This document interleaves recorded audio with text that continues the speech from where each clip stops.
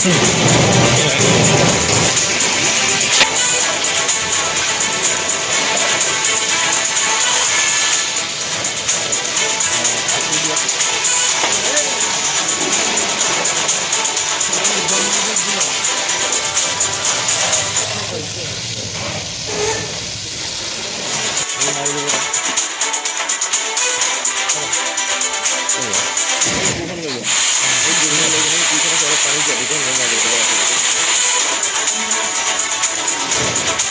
আছে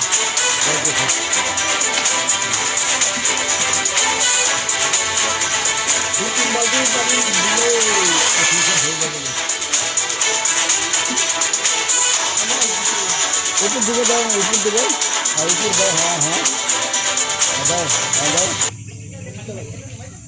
তিনটা দেখে লো।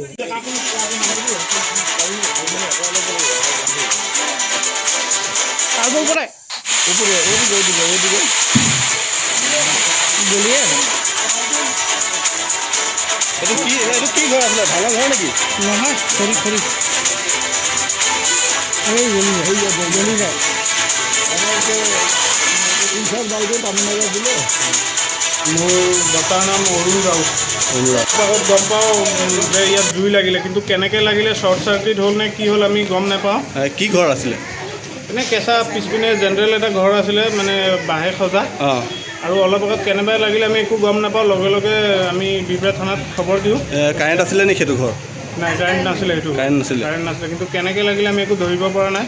কিন্তু তাৰ লগতে দুঘৰমান আছিলে আৰু আমাৰ ওচৰ পাজৰীয়া মানুহ আহি সকলোৱে মিলি পানী ঢালি জুই নুমালে। এতিয়া বৰ্তমান ফায়াৰ ব্ৰিগেডৰ মানুহ আহিছে, থানাত খবৰ দিয়া হৈছিলে, আহি কিনে এতিয়া জুই নুমোৱাৰ ব্যৱস্থা কৰিছে। ভগৱানে ৰক্ষা কৰিছে যে একো হোৱা নাই।